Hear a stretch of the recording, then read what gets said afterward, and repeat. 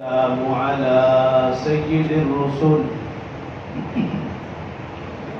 والصلاة والسلام على سيد الرسل وخاتم الأنبياء وعلى آله المجتبى وأصحابه الأتقياء ونشهد أن سيدنا وسندنا وحبيبنا وشفيعنا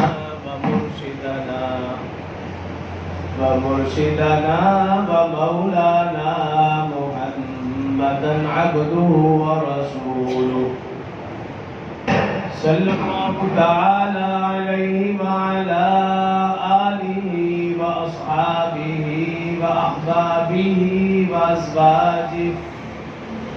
وأزواجه وذرياته وأهل بيته أجمعين وسلم تسليما كثيرا أما بعد فأعوذ بالله من الشيطان الرجيم بسم الله الرحمن الرحيم يا أيها الذين آمنوا اذكروا نعمة الله عليكم إذ جاءتكم جنود فأرسلنا عليهم ريحا وجنودا لم تروها وكان الله بما تعملون بصيرا إذ جاءوكم من فوقكم ومن أسفل منكم وإذ زاغت الأبصار وبلغت القلوب الحناجر وتظنون بالله الظنونا هنالك ابتلي المؤمنون وزلزلوا زلزالا شديدا وإذ يقول المنافقون والذين في قلوبهم مرض ما وعدنا الله ورسوله إلا غرورا قال الله تبارك وتعالى في مقام آخر لقد كان لكم في رسول الله أسوة حسنة لمن كان يرجو الله واليوم الآخر وذكر الله كثيرا ولما رأى المؤمنون الأحزاب قالوا هذا ما وعدنا الله ورسوله وصدق الله ورسوله وما زادهم إلا إيمانا وتسليما من المؤمنين رجال صدقوا ما عاهدوا الله عليه فمنهم من قضى نحبه ومنهم من ينتظر وما بدلوا تبديلا صدق الله العظيم وصدق رسوله النبي الكريم ونحن على ذلك لمن الشاهدين والشاكرين والحمد لله رب العالمين. تمام احباب مل کر نماز والا درود شریف کا آواز سے بلند پڑھ لیں. اللهم صل على محمد وعلى آل محمد كما صليت على إبراهيم وعلى آل إبراهيم إنك حميد مجيد. اللهم بارك على محمد وعلى آل محمد كما باركت على إبراهيم وعلى آل إبراهيم إنك حميد مجيد. رب اشرح لي صدري ويسر لي أمري واحلل عقدة من لساني يفقهوا قولي. رب زدني علما رب زدني علما رب زدني علما.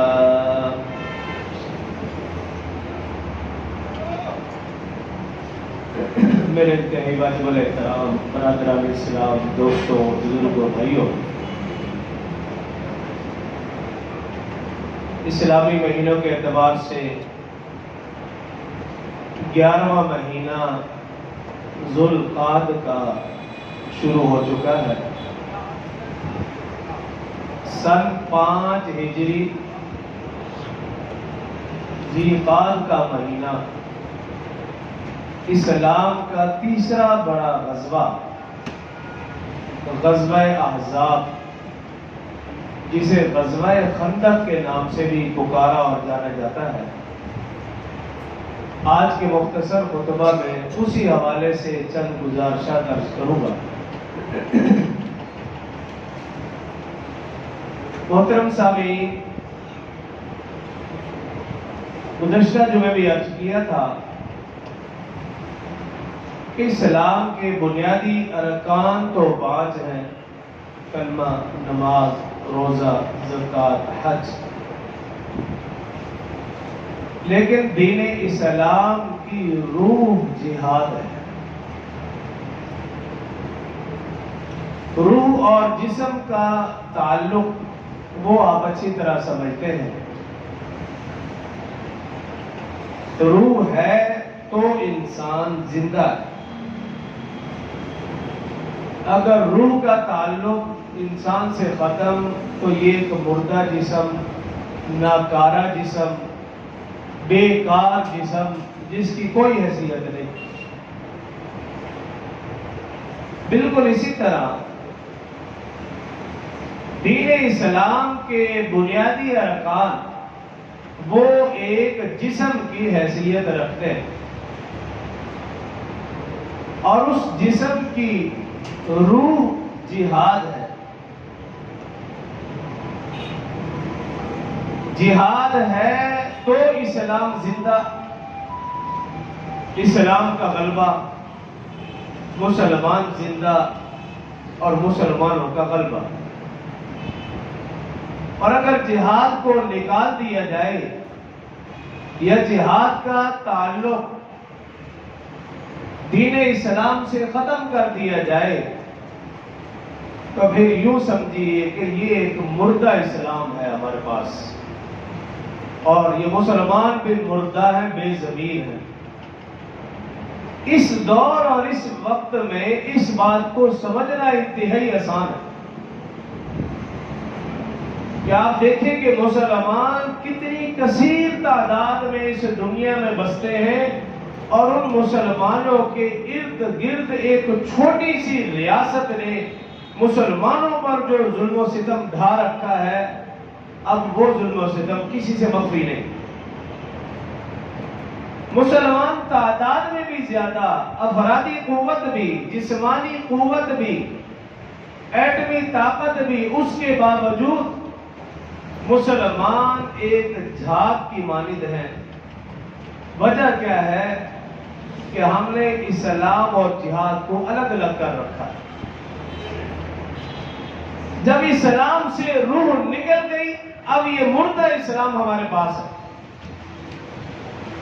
ہمارے سامنے ہم روزانہ میڈیا میں، موبائل میں دیکھتے ہیں جو ظلم و ستم ہے، لیکن یہ مسلمان ٹس سے مس نہیں، تھوڑی سی بھی اسے فکر اور پرواہ نہیں ہے۔ وجہ یہ ایک مردہ جسم، مردہ اسلام ہے ہمارے پاس۔ ہم مردہ قوم ہیں، بے ضمیر افراد ہیں۔ اس وجہ سے روح اور اسلام کا تعلق آپس میں بالکل ختم۔ حالانکہ رسول اللہ صلی اللہ علیہ وسلم کی زندگی دیکھیں، مکی زندگی میں تو جہاد فرض تھا ہی نہیں۔ مدنی زندگی سن 2 ہجری میں جہاد فرض ہوا۔ اس وقت سے لے کر رسول اللہ صلی اللہ علیہ وسلم کے مرض وفات تک آپ دیکھیں، رسول اللہ صلی اللہ علیہ وسلم نے مرض وفات میں بھی حضرت اسامہ رضی اللہ عنہ کے لشکر کو روانہ کرنے کا حکم دیا۔ مرض وفات میں کہ مدنی زندگی پوری کی پوری جہاد سے وابستہ ہے۔ اسی طرح صحابہ کرام، اہل بیت اعظام، ان کی زندگیاں آپ دیکھیں، وہ جہاد سے خالی نہیں۔ کیا وہ لوگ برا من نہیں تھے؟ ان لوگوں کو اپنی زندگی پیاری نہیں تھی؟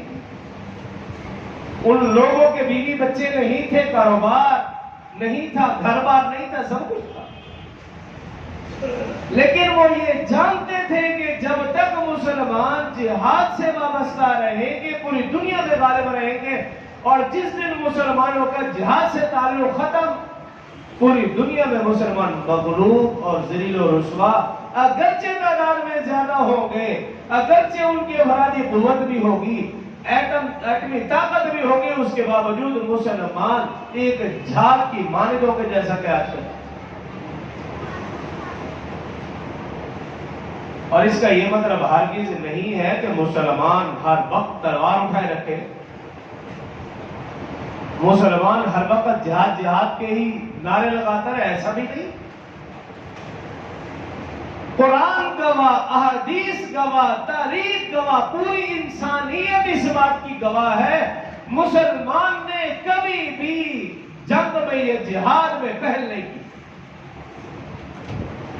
مسلمان تو صرف اپنا دفاع کرنا چاہتا ہے۔ آپ دیکھ لیجئے، قرآن گواہ ہے، غزوہ بدر میں آپ دیکھ لیجئے، مشرکین مکہ سے چلے، مسلمان تو مدینہ میں تھے۔ جب انہیں اطلاع ملی پھر مسلمان مدینہ سے نکلے اپنے دفاع کے لیے، اور 80 میل کے فاصلے پر بدر کے میدان میں پہنچے۔ احد میں آپ دیکھ لیجئے، جو اسلام کا دوسرا بڑا غزوہ ہے، مشرکین مکہ سے چلے اور مدینہ کے 4 کلومیٹر کے فاصلے پر مسلمانوں نے احد کے میدان میں اپنے لشکر کو ترتیب دیا، تو پہل کفار نے کی، مسلمان تو صرف اپنا دفاع کر رہا ہے۔ اسی طرح اسلام کا تیسرا بڑا غزوہ، غزوہ احزاب یا خندق میں آپ دیکھ لیجئے، مشرکین مکہ سے چلے اور مسلمان تو مدینہ میں ہے اور صرف اپنا دفاع کر۔ تو قرآن گواہ، احادیث مبارکہ گواہ، تاریخ گواہ، مسلمانوں نے کبھی پہل نہیں کی، پہل ہمیشہ کفار کی طرف سے۔ مسلمان تو امن چاہتا ہے، اسلام تو امن چاہتا ہے، لیکن اس وقت جب مد مقابل امن چاہے، جب کفار امن چاہے، وہ ہمیں ختم کرنا چاہتا ہے اور ہم امن کی بات کریں، وہ اسلام کا خاتمہ چاہتا ہے اور ہم امن کی بات کریں، وہ مسلمان کو تہس نہس کر رہا ہے لیکن میں اور آپ امن کی بات کریں، یہ پھر اسلام نہیں، یہ منافقت ہے۔ امن کی ایک حد ہے، لمٹ ہے۔ جب تک کفار مد مقابل امن چاہے اس وقت تک اسلام امن کا درس دے گا، مسلمان بھی امن کی بات کرے گا، لیکن ہمارا مد مقابل امن نہیں چاہتا، وہ ظلم و ستم چاہتا ہے، اور پھر اگر مسلمان اس کے باوجود بھی امن کی بات کرتا ہے، امن والی آیات پڑھ پڑھ کے سناتا ہے، تو پھر یہ مسلمان صحیح معنوں میں مسلمان نہیں ہے، اس کا اسلام صرف اس کے حلق کا ہے، زندگی میں نہیں اترا۔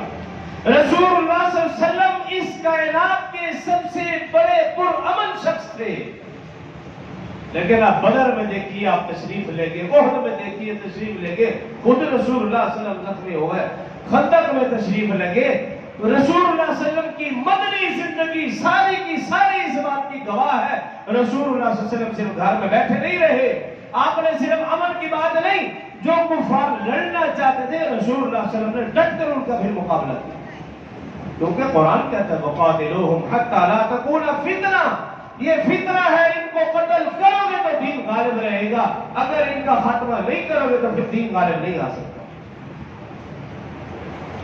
تو اسلام کا پہلا غزوہ غزوہ بدر سن 2 ہجری، دوسرا غزوہ غزوہ احد سن 3 ہجری، تیسرا غزوہ غزوہ احزاب سن 5 ہجری، اور غزوہ بدر رمضان المبارک، غزوہ احد شوال المکرم، گزشتہ جمعہ بات ہوئی، اور غزوہ احزاب ذیقات۔ بدر میں اللہ نے مسلمانوں کو کامیابی دی اور زبردست کامیابی، اور کافروں کو زبردست شکست دی۔ وَيَقْطَعُ دَابِرَ الْكَافِرِينَ، کافروں کے چوٹی کے 70 سردار قتل ہوئے۔ قرآن کہہ رہا ہے وَيَقْطَعُ دَابِرَ الْكَافِرِينَ، اللہ نے کافروں کی جڑیں کاٹ کے رکھ دی اور 70 ان کے قیدی ہوئے، اور یہ شکست ان سے برداشت نہیں ہو پا رہی۔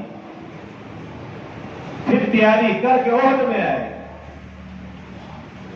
احد میں مسلمانوں کو پہلے کامیابی ملی اور پھر وہ رخ شکست میں بدلا، پھر اس کے بعد پھر مسلمانوں کو کامیابی ملی، لیکن ابھی بھی کفار کے دلوں میں انتقام کی آگ بھڑک رہی ہے۔ اب غزوہ احزاب سن 5 ہجری، کفار نے اپنے ساتھ یہودی قبائل کو بھی ملایا، پورے عرب سے جنگجو اکٹھے کیے، 10 سے 12 ہزار پر لشکر جرار، بہت بڑا لشکر تھا۔ رسول اللہ صلی اللہ علیہ وسلم کو اطلاع ملی، صحابہ اکرام کو جمع کیا، ان سے مشورہ کیا، وَأَمْرُهُمْ شُورَىٰ بَيْنَهُمْ، قرآن پاک کی آیت ہے کہ مشورہ کا حکم دیا اللہ نے رسول اللہ صلی اللہ علیہ وسلم کو، اور وہ ہمارے لیے تھا، رسول اللہ صلی اللہ علیہ وسلم کے لیے، وہ تو عقل کل تھے، ان کے اندر کسی بھی قسم کی کوئی کمی نہیں تھی، لیکن ہمیں سمجھانے کے لیے جتنا اہم کام ہو اتنا زیادہ مشورہ۔ رسول اللہ صلی اللہ علیہ وسلم نے صحابہ کو جمع کیا اور ان کے سامنے رکھا، بھئی بہت بڑا لشکر ہمارے خلاف تیاری کر چکا ہے، اور اتنے بڑے لشکر کا مقابلہ کیسے کیا جائے؟ حضرت سلمان فارسی رضی اللہ عنہ تشریف فرما تھے، عرض کرنے لگے یا رسول اللہ صلی اللہ علیہ وسلم، میرے پاس ایک اس بارے میں رائے ہے، میں فارس کا رہنے والا ہوں، ہمارے ہاں جب ایسا ہوتا کہ مد مقابل لشکر تعداد میں بہت زیادہ اور ہم بہت کم، تو ہم اپنے بچاؤ اور اپنے دفاع کے لیے اپنے علاقے، اپنے شہر محلے کے ارد گرد خندق کھود لیا کرتے تھے، اس سے بچاؤ ہو جایا کرتا تھا۔ حضرت سلمان فارسی رضی اللہ عنہ کا یہ مشورہ رسول اللہ صلی اللہ علیہ وسلم کو بہت پسند آیا۔ رسول اللہ صلی اللہ علیہ وسلم نے صحابہ اکرام کے مشورے سے مدینہ کے ارد گرد خندق کھودنے کا فیصلہ کیا۔ 5 گز گہری، 5 گز چوڑی، 1200 گز لمبی مدینہ کے ارد گرد خندق کھودی گئی۔ 1 مہینے کے اندر یہ خندق کھودی۔ سخت سردیوں کا موسم تھا، رسول اللہ صلی اللہ علیہ وسلم نے بھی اس میں بھرپور حصہ لیا۔ صحابہ کرام رضوان اللہ علیہ مجمعین خندق کھود رہے ہیں تو رسول اللہ صلی اللہ علیہ وسلم بھی ان کے ساتھ ساتھ بلکہ ان سے زیادہ خندق کھود رہے ہیں۔ ایک مرتبہ ایک صحابی رسول اللہ صلی اللہ علیہ وسلم کی خدمت میں حاضر ہوا، عرض کیا رسول اللہ صلی اللہ علیہ وسلم، خندق کھود کر بھوک لگ چکی ہے، میری کمر سیدھی نہیں ہو رہی، اور کپڑا ہٹایا، اس کی پیٹ کے اوپر ایک پتھر تھا۔ رسول اللہ صلی اللہ علیہ وسلم نے فرمایا بالکل تم صحیح کہہ رہے ہو، لیکن میری بھی حالت دیکھو، میری بھی کمر سیدھی نہیں ہو رہی بھوک کی وجہ سے۔ رسول اللہ صلی اللہ علیہ وسلم نے جب اپنا کپڑا ہٹایا، رسول اللہ صلی اللہ علیہ وسلم نے اپنی کمر کو سیدھا رکھنے کے لیے پیٹ کے اوپر 2 پتھر باندھ رکھے تھے۔ رسول اللہ صلی اللہ علیہ وسلم نے جس کام کا حکم دیا وہ احسن طریقے سے کر کے بھی دکھایا۔ وہ نماز ہو، وہ روزہ ہو، وہ حج کا معاملہ، وہ جہاد کا معاملہ ہو، وہ بحیثیت باپ ہو، وہ بحیثیت بیوی ہو، وہ بحیثیت شوہر ہو، وہ بحیثیت باپ ہو، وہ کاروبار کا معاملہ ہو، لین دین کے معاملہ ہو، جو بھی معاملہ ہو، رسول اللہ صلی اللہ علیہ وسلم نے جس چیز کا حکم دیا پہلے احسن طریقے سے اس کام کو کر کے دکھایا۔ عملی نمونہ اسوۃ حسنہ، لقد کان لکم فی رسول اللہ اسوۃ حسنہ۔ ایک ایسا موقع بھی آیا، بھوک پیاس شدت اختیار کر چکی ہے، حضرت جابر رضی اللہ عنہ رسول اللہ صلی اللہ علیہ وسلم کی خدمت اقدس میں حاضر ہوئے. عرض کیا رسول اللہ صلی اللہ علیہ وسلم میرے گھر میں تھوڑا سا سالن ہے اور تھوڑا سا آٹا، 4 سے 5 افراد یا زیادہ سے زیادہ 7 افراد کے لیے میں کھانے کا انتظام کر سکتا ہوں. رسول اللہ صلی اللہ علیہ وسلم نے فرمایا جاؤ تم کھانے کا انتظام کرو، لیکن میرے آنے تک ہانڈی کا ڈھکن نہ اٹھانا اور روٹیاں پکانا بھی شروع نہ کرنا. اپنی گھر والی سے کہہ دینا. حضرت جابر رضی اللہ عنہ کھانا تیار ہو گیا. رسول اللہ صلی اللہ علیہ وسلم کے پاس پھر آئے اور آ کر عرض کیا رسول اللہ صلی اللہ علیہ وسلم کھانا بالکل تیار ہو چکا، آپ تشریف لے آئیے. حضرت جابر رضی اللہ عنہ اپنے گھر چلے گئے. رسول اللہ صلی اللہ علیہ وسلم کا انتظار کر رہے. رسول اللہ صلی اللہ علیہ وسلم نے صحابہ کرام کو آواز دی آؤ بھی سب آ جاؤ کھانے کے لیے، اور حضرت جابر رضی اللہ عنہ کے گھر پہنچے. جا کر دستک دی. حضرت جابر رضی اللہ عنہ نے گھر کا دروازہ کھولا، دیکھا کہ سارے کے سارے صحابہ کرام تشریف لا چکے ہیں. حضرت جابر رضی اللہ عنہ پہلے تو پریشان اور فکر مند ہوئے، لیکن پھر سوچا میں نے تو رسول اللہ صلی اللہ علیہ وسلم سے کہہ دیا تھا کہ 5-7 افراد کا کھانا ہے، اس کے باوجود بھی اگر رسول اللہ صلی اللہ علیہ وسلم سب کو لے آئے ہیں تو پھر مجھے پریشان اور فکر مند ہونے کی ضرورت نہیں. رسول اللہ صلی اللہ علیہ وسلم آئے اور ہانڈی سے بوٹی اٹھائی، آدھی بوٹی کھائی، آدھی اسی کے اندر ڈال دی اور کہا اب تم سالن ڈال کے دیتے جاؤ اور گھر والی سے کہو روٹیاں پکانی شروع کر دے.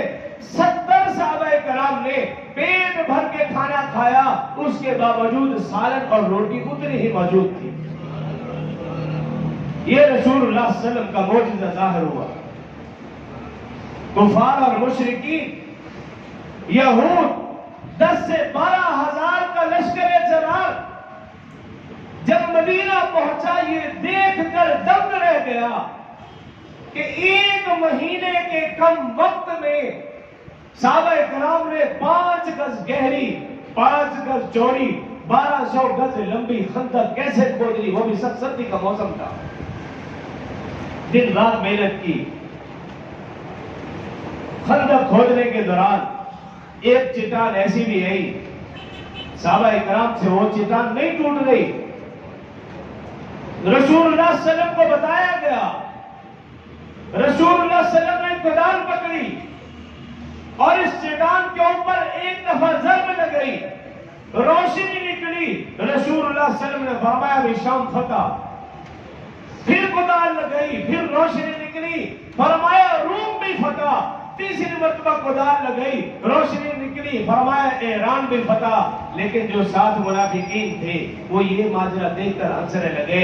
وہ اپنی حالت نہیں دیکھتے، اپنی کیفیت نہیں دیکھتے، کھانے پینے کے لیے کچھ نہیں، اپنا دفاع کرنے کے لیے کچھ نہیں، افرادی قوت بھی ان کے پاس موجود نہیں، اسلحہ بھی موجود نہیں، لباس بھی پورا موجود نہیں، اور شام، ایران، روم کے فتح کی بات کر رہے ہیں. لیکن رسول اللہ صلی اللہ علیہ وسلم کا ہر عمل بتاتا ہے، رسول اللہ صلی اللہ علیہ وسلم کی ہر بات بتاتی ہے. آپ نے جو بات فرمائی رسول اللہ صلی اللہ علیہ وسلم نے بالکل سچ بات فرمائی، جو عمل فرمایا رسول اللہ صلی اللہ علیہ وسلم نے بالکل سچ فرمایا، اور جو کہا وہ 100% اسی طرح ثابت ہو کر رہا. مشرکین مکہ یہود اپنا لشکر جرار لے کر پہنچے مدینہ. یہ دیکھ کر حیران کہ کم وقت میں صحابہ کرام نے اتنی لمبی چوڑی خندق کھود لی تو کھودی کیسے؟ خندق کے دوسری طرف بیٹھ گیا وہ لشکر، خندق کو پار نہیں کر سکتا تھا. بڑی مرتبہ کوشش کی لیکن وہ پار نہیں کر سکے. 1 مہینہ تک ان کا لشکر بیٹھا رہا، 1 مہینہ تک.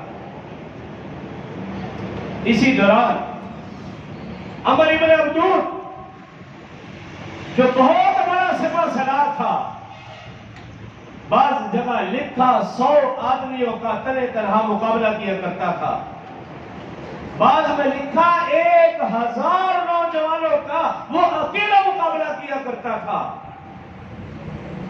اس نے اپنے گھوڑے کو ایڑی لگائی اور اس کا گھوڑا اور وہ خندق کو پار کر گیا. رسول اللہ صلی اللہ علیہ وسلم صحابہ کرام تشریف فرما عمر ابن عبدود بہت بڑا جنگجو تھا، بڑا نام تھا اس کا، بڑا بہادر تھا۔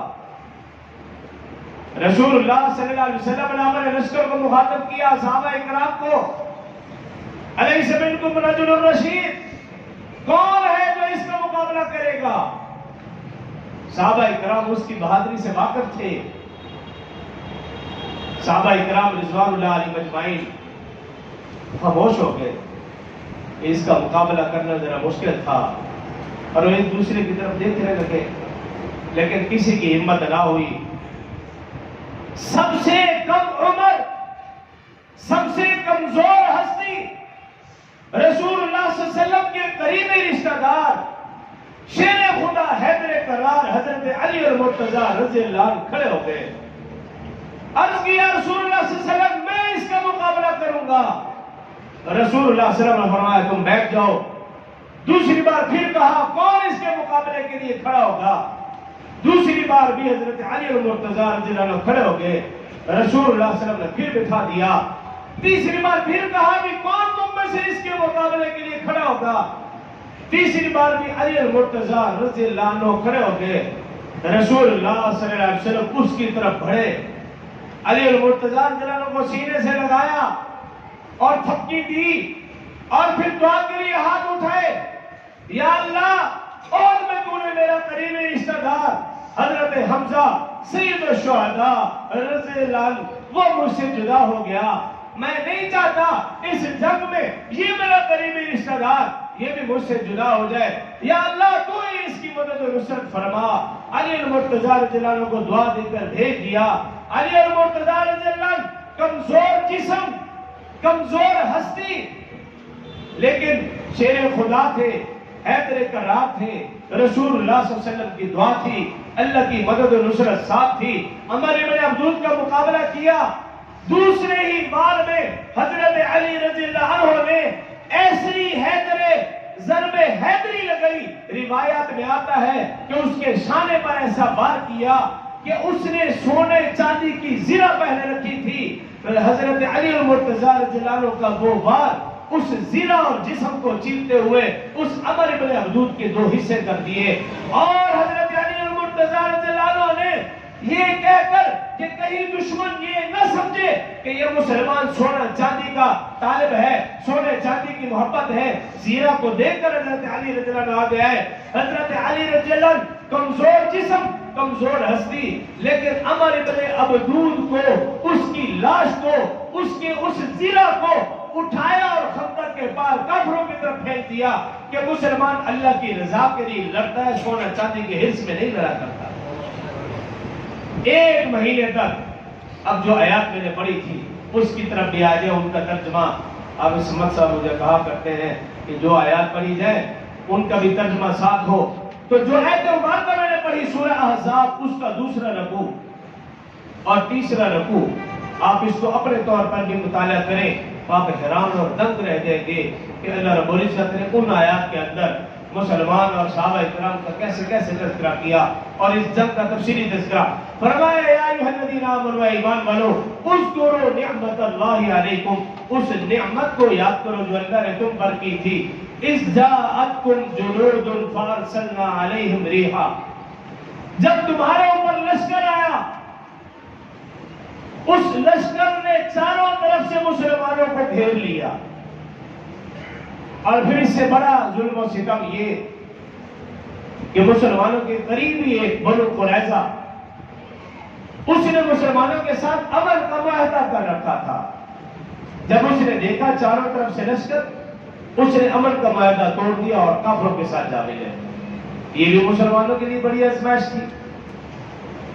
اور پھر اس سے بڑی آزمائش مسلمانوں کے ساتھ جو چھپے ہوئے منافق تھے، جن کا نفاق ظاہر نہیں تھا،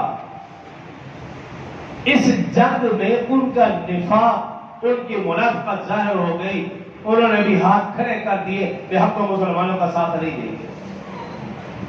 یہ صورتحال بن گئی کہ مشرکین اور یہود 10 سے 12 ہزار کا لشکر چاروں طرف، اور پھر جو قریب میں رہنے والا بنو قریظہ، اس نے بھی امن کا معاہدہ توڑ دیا، اور جو مسلمانوں کے ساتھ موجود ہیں ان کی تعداد بعض نے 300 لکھی، بعض نے 700 لکھی، اتنے کے قریب تھے. ان کی منافقت بھی ظاہر ہوئی، انہوں نے بھی ہاتھ کھڑے کر دیے. اب قرآن نے اس کا نقشہ کھینچا.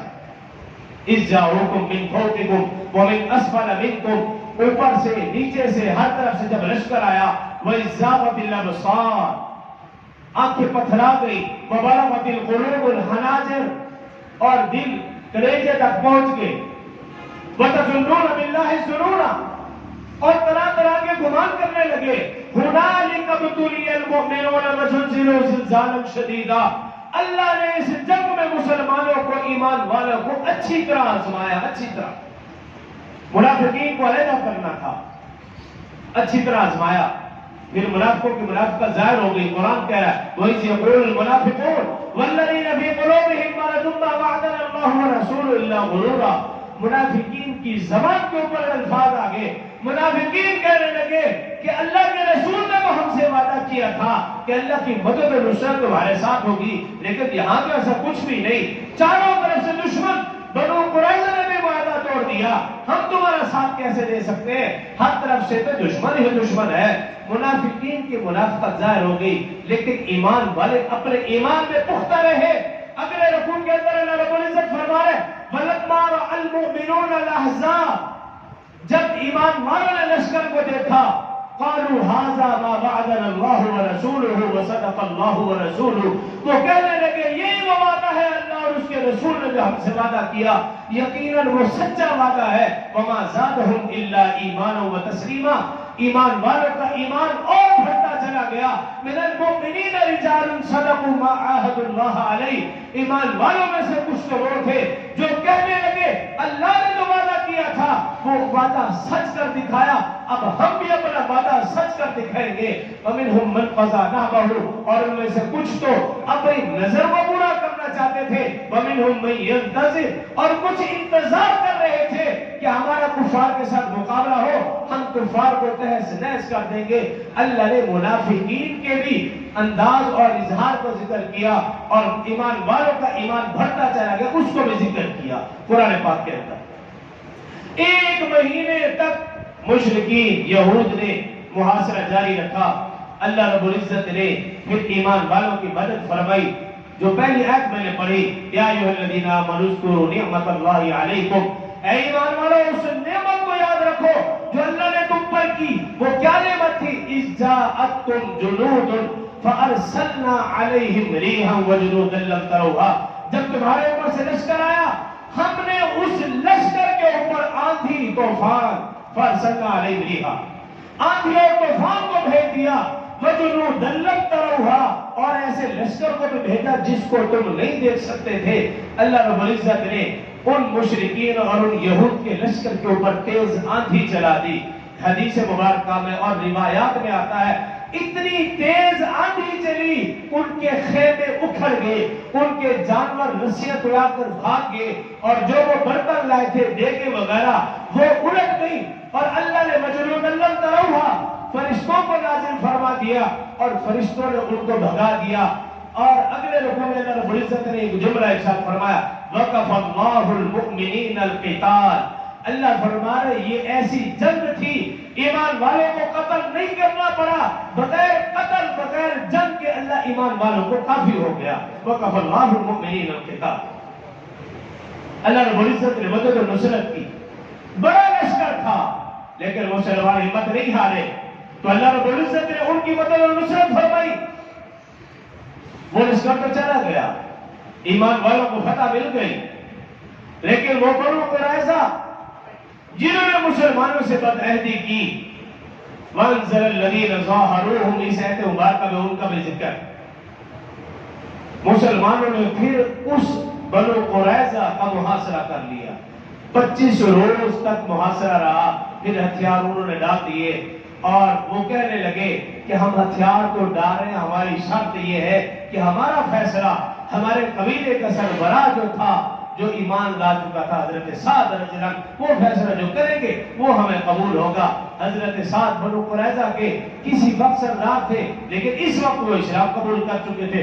انہوں نے فیصلہ کیا، ان کا پھر فیصلہ یہ تھا ان کے مردوں اور جنگجوؤں کو قتل کر دیا جائے، خواتین کو اور بچوں کو قید کر لیا جائے، اور ان کی زمین وغیرہ ہر چیز مسلمان اپنے قبضے میں کر لے۔ وانظر الذین ظاہروهم من اہل الکتاب من سیاسیہم فقذف فی قلوبہم الرعب فریقا تقتلون وتأسرون فریقا، کچھ کو قتل کر دیا، کچھ کو قید بنا لیا۔